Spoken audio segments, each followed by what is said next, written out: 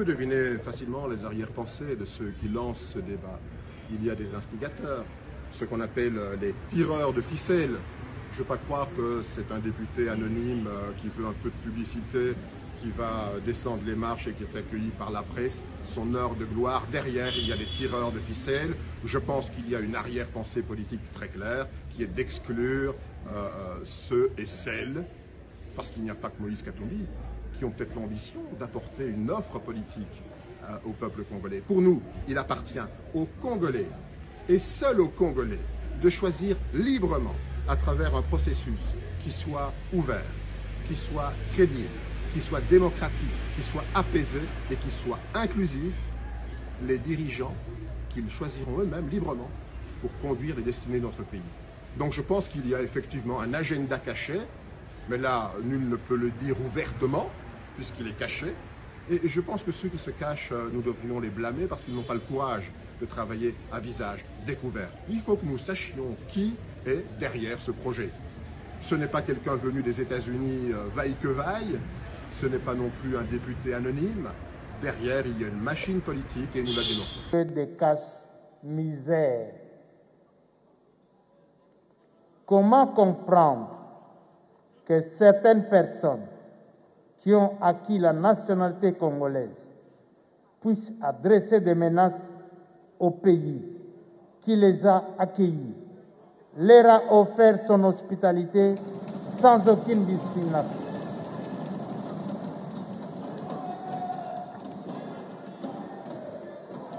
Depuis le début de la pandémie au mois de mars 2020, la province de l'Ituri a déjà enregistré un cumul de 667 cas confirmés de Covid-19, 26 décès, 320 guéris et 321 sous traitement.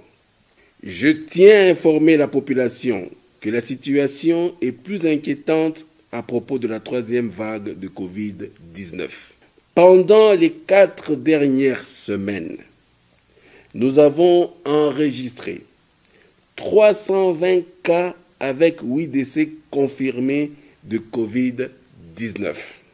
Je vous signale que les cas confirmés concernent les voyageurs et les membres de la communauté locale répartis dans la zone de santé de Bunia, 244 cas. Rwampara, 28 cas.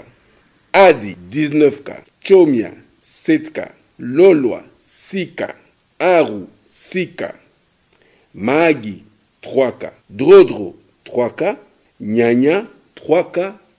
Et Komanda, 1 cas. De ce fait, je rappelle à la population de la province de l'Ituri, tel que décidé au Conseil des ministres présidé par le président de la République du vendredi 18 juin 2021, la nécessité de renforcer les mesures barrières face à la survenue de la troisième vague Covid-19, à savoir le port obligatoire et correct des masques dans tous les espaces publics, le lavage correct des mains avec les savons ou gel hydroalcoolique, le strict respect de la distanciation physique en tout lieu, le maintien du couvre-feu de 22h à 4h du matin, les manifestations publiques, c'est-à-dire réunions, célébrations au mariage, réceptions après funérailles, anniversaires, etc., se déroulant dans un espace extérieur privé, clos ne devront pas excéder plus de 20 personnes. En cas de toux ou grippe, tousser dans le pli du coude et éviter les sorties non essentielles. Il est interdit les veillées mortuaires à domicile. Les dépouilles mortuaires seront directement conduites à la morgue au lieu d'inhumation. Les responsables religieux a passé les messages de sensibilisation sur la prévention contre le Covid-19 aux fidèles lors des cultes. Les églises sont astreintes de réduire le nombre des participants à 50% de leur capacité d'accueil lors de cultes ainsi que de respecter les mesures barrières et la distanciation sociale. Les responsables des écoles et universités a veillé sur l'éducation des enfants et placé le dispositif de lavage des mains dans toutes les institutions ainsi que la distanciation physique. Les responsables des différents établissements commerciaux, chacun est appelé à veiller aux différentes mesures barrières sans exception. La police nationale congolaise, le service de sécurité ainsi que les services œuvrant aux frontières, en l'occurrence la Direction générale des migrations et Programme national de l'hygiène aux frontières, sont tenus à veiller au respect strict des présentes dispositions. Le non-respect de ces mesures amènera la police à procéder à des arrestations pour les récalcitrants.